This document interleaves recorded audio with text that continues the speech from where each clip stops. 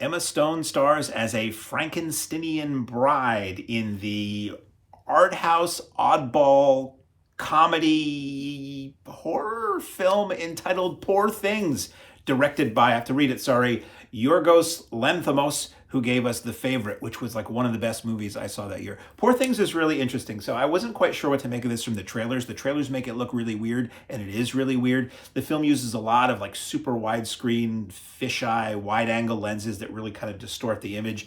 It has a really interesting production design. Like the interiors of the film are gorgeous, the houses and mansions and places that they go, and then the exteriors, all of which I believe were done on studio sets with gigantic like LED screens to create the environment around them, were really interestingly designed. And it feels like it's somewhat reality based to begin with, as much as the film can be reality based, about a reanimated person who sort of has a very, very interesting life. But once it gets out into the world, the production design becomes a little bit more fantastical, a little bit more odd, and a little bit more, I don't know, I would say Seussian, or if I would say Carol Zemeny or something like that, but it's very, very interesting. So the basic story here is Willem Dafoe is like a horribly scarred scientist or doctor who has, I don't want to say much about it because it's kind of a revelation in the movie, and the movie goes for a while and you think, oh, it's one thing, and then he fills in some details and you're like, oh wow, this is really weird and interesting. So let's just say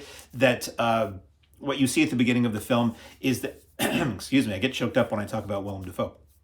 Emma Stone, the film basically opens with Emma Stone as a Victorian-looking woman standing on a bridge, and she jumps off the bridge into a river, and we learn that Willem Dafoe has found her and brought her back to life, but she has a very slow, simple brain. She's sort of relearning life again, how to walk, how to talk, how to eat, how to do everything. So she's very childlike, but they're saying that her intellect is advancing sort of in leaps and bounds, as the days go by. So she is a kept woman, so to speak, and she is his experiment, so to speak. He brings in he teaches at a medical college, he being Willem Dafoe, brings in one of his top medical students to help assist and take notes and document the progress of this experiment. And as this experiment grows, she decides maybe she wants to live life on her own terms, and maybe she wants to see the world outside the walls of the prison. Very nicely decorated prison, but the walls of this housebound prisoner life that she has. And she hooks up with, I'm not going to tell you the whole story.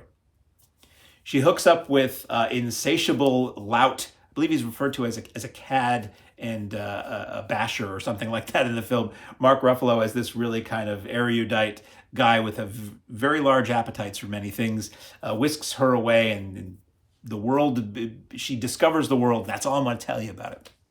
So there's been a meme going around of late saying that this film is just a remake of Frankenhooker, which is a movie I love. And it really isn't. It's really more of a remake of Bride of Frankenstein, or The Bride, actually, which is a movie nobody remembers or talks about, from 1985 with Sting and Jennifer Beals. That was a remake of Bride of Frankenstein that really got into the feminist issues of this woman being the property of this doctor and created by this doctor, and who tries to control how she sees the world and experiences it. This movie kind of has more of that going on. It's very funny. There's a lot of, well, frankly, banging going on in this film. A lot of it. There is Emma Stone, if you were ever curious to see what Emma Stone looks like in the Altogether, and a whole lot of Mark Ruffalo, this would be the film for you. It's very comedic. There are sad moments, there are serious moments, there are serious issues underlying all of this. But overall, I would call this like a horror comedy fantasy with a lot of banging in it. Really a lot of banging in this film. Very crude at times, but analytically crude, which makes it even funnier, I guess. Really good film. So in theaters, soon to be streaming, is very much rated R, by the way. Poor Things.